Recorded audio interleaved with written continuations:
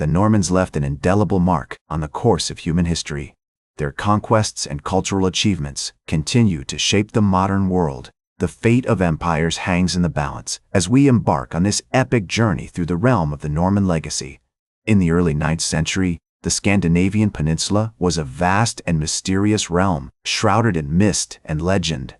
The fjords and forests of Norway, the lakes and islands of Sweden, and the heathlands of Denmark were home to a multitude of tribes and clans, each with their own distinct culture and traditions. It was here, in this unforgiving yet majestic landscape, that the seeds of the Norman legacy were sown. The Viking Age, which spanned from the late 8th century to the mid-11th century, was a time of great upheaval and transformation in Scandinavia. The Vikings, skilled warriors and masterful navigators, had begun to venture forth from their homelands, raiding and trading with the neighboring kingdoms of Europe.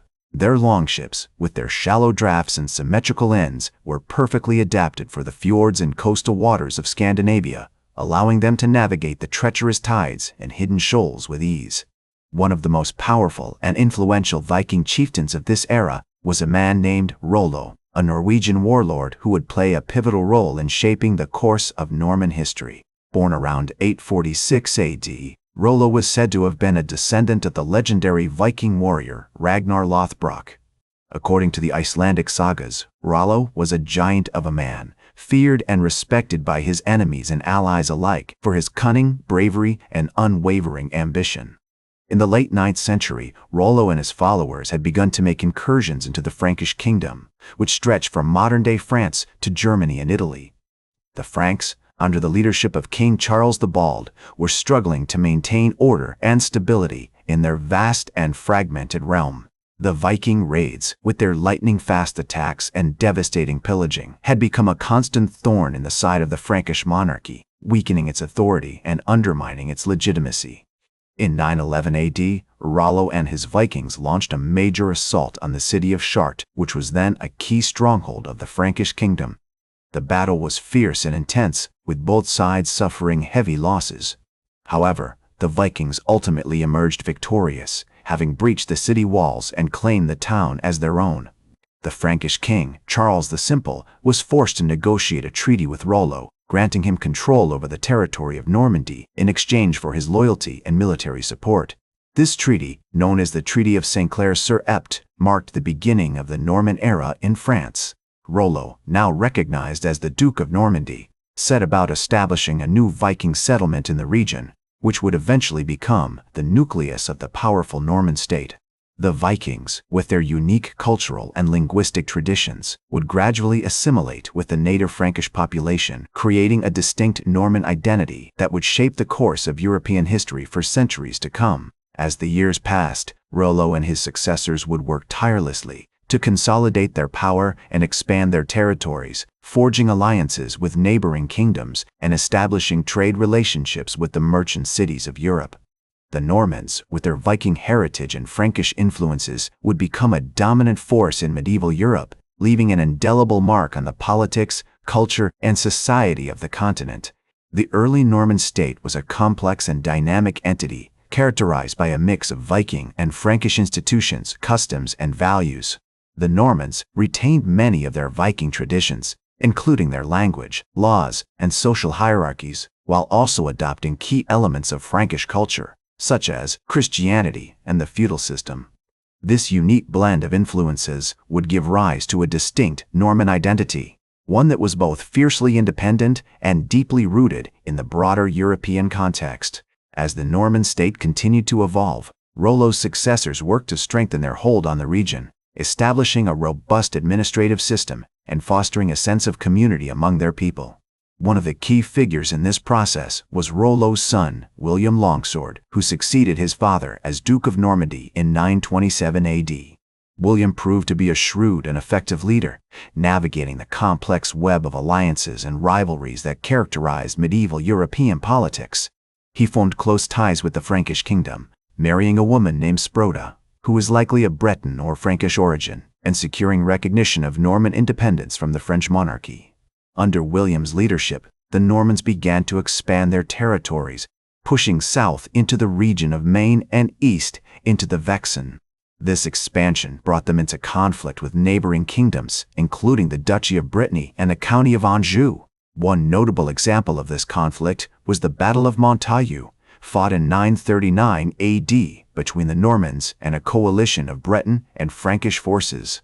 Although the outcome of the battle is unclear, it marked an important turning point in Norman history as William Longsword began to assert his authority over the region and establish himself as a major player in European politics. As the Norman state continued to grow and mature, its people began to develop a distinct cultural identity, one that blended their Viking heritage with Frankish and Christian influences. The Normans adopted the Latin alphabet and developed a unique form of Old Norse, which would eventually give rise to the Norman language.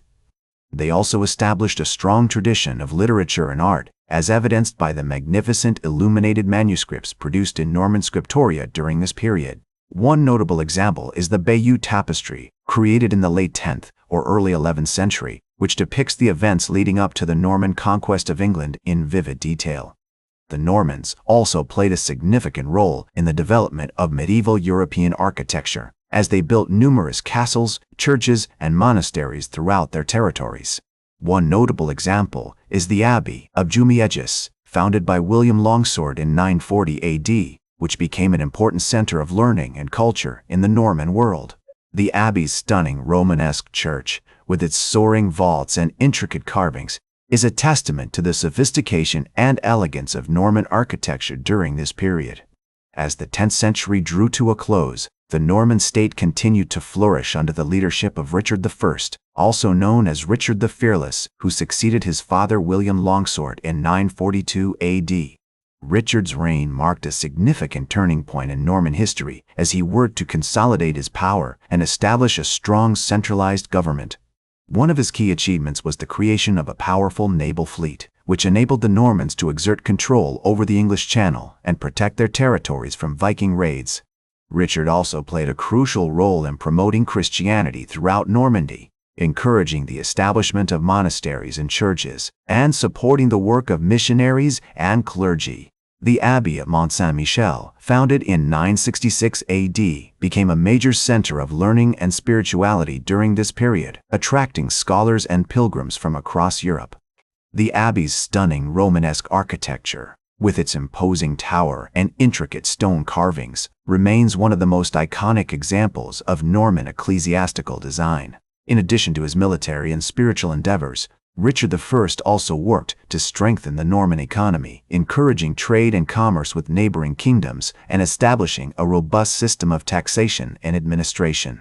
The city of Rouen, which had been an important commercial center since the Viking era, continued to thrive during this period, attracting merchants and traders from across Europe. The city's strategic location on the Seine River made it an ideal hub for trade, and its bustling markets and warehouses became a symbol of Norman prosperity.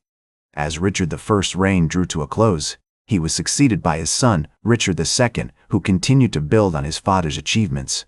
Richard II's reign, which lasted from 996 to 1026 AD, is often referred to as the Golden Age of Normandy, during which the duchy experienced a period of unprecedented peace and prosperity. The Norman state reached its zenith during this period, with a strong and efficient government, a thriving economy, and a vibrant cultural scene. One of the most significant events of Richard II's reign was the marriage of his daughter, Emma, to King Ethelred the Unready of England in 1002 AD. This union marked the beginning of a long and complex relationship between Normandy and England, which would have far-reaching consequences for both kingdoms. The marriage also highlights the growing influence of the Norman nobility, who were increasingly seeking to expand their territories and secure their positions through strategic alliances and marriages. As the 11th century progressed, the Normans continued to expand their influence across Europe, with their sights set on England. In 1016, Emma's brother Richard II died, and his son, Richard III, succeeded him as Duke of Normandy. However, Richard III's reign was short-lived, and he was succeeded by his brother, Robert I, in 1027. Robert I's reign marked a significant turning point in Norman history as he began to consolidate power and prepare for the eventual conquest of England. In 1035, Robert I died, and his illegitimate son, William, also known as William the Bastard, succeeded him as Duke of Normandy. William's early years were marked by turmoil and power struggles, but he eventually established himself as a strong and effective leader. In 1047, William defeated a coalition of rebel nobles at the Battle of Val-les-Dunes, cementing his position as Duke of Normandy. As William's power grew, so did his ambitions. He began to set his sights on England, which was then ruled by King Edward the Confessor. In 1051, William visited England and met with King Edward, who reportedly promised to name William as his successor. However, when King Edward died in 1066, the English nobles chose Harold Godwinson as their new king, sparking a succession crisis that would ultimately lead to the Norman Conquest of England. In September 1066, William assembled an army of Normans, Bretons, and Frenchmen and set sail for England. On October 14, 1066, the two armies clashed at the Battle of Hastings, resulting in a decisive Norman victory. King Harold was killed in the battle, and William was crowned King of England on Christmas Day, 1066. Over the next few years, William worked to consolidate his power in England, suppressing rebellions and establishing a new Norman ruling class. In 1086, he commissioned the Domesday Book, a comprehensive survey of England's landholdings and population, which remains one of the most important historical documents of the Middle Ages. As King William I, also known as William the Conqueror, grew older, he began to divide his territories among his sons. In 1087, he died, and his son, William II, succeeded him as King of England. Robert, William's eldest son, inherited Normandy, while Henry, his youngest son, received a large sum of money. The division of territory sparked a series of conflicts between the Norman brothers, with Robert and William II clashing over control of England and Normandy. In 1100, William II died, and Henry succeeded him as King of England, beginning a new era of Norman rule in England. In 1106, Henry defeated his brother Robert at the Battle of Tinchebray, securing control of Normandy and cementing his position as one of the most powerful rulers in Europe. Over the next few decades, Henry worked to consolidate his power, establishing a strong and efficient administrative system and promoting trade and commerce throughout his territories. As the 12th century progressed, the Norman legacy continued to shape European history. The Normans played a significant role in the Crusades, with many Norman nobles participating in the First Crusade and establishing themselves as leaders in the Kingdom of Jerusalem. In 1154, Henry's grandson, Henry II, succeeded him as King of England, beginning the Plantagenet dynasty, which would rule England for over 3 centuries. The Normans continued to influence English politics, culture, and society, shaping the course of British history in lasting ways. The Norman conquest of England had far-reaching consequences, leading to the displacement of the Anglo-Saxon ruling class and the introduction of feudalism, a system of government that would dominate medieval Europe. The Normans also introduced their language, culture, and customs to England, which would eventually merge with the existing Anglo-Saxon culture to form a distinct English identity. As the centuries passed, the Norman legacy continued to evolve, shaping the course of European history in profound ways. The Normans played a significant role in the development of medieval Europe, contributing to the growth of trade, commerce, and culture, and leaving behind a lasting legacy that can still be seen today in the languages, customs, and institutions of modern Europe. They left an indelible mark on the course of human history, shaping the languages, cultures, and institutions that continue to influence our world today. The Normans' conquests, traditions, and values have been woven into the fabric of modern society, a testament to the enduring power of their vision and ambition. Thank you for joining me throughout this historical journey. That's all for today's History with Herodotus. Remember to like, share, and subscribe, and until next time, remember that, to understand the present, we must first understand the past.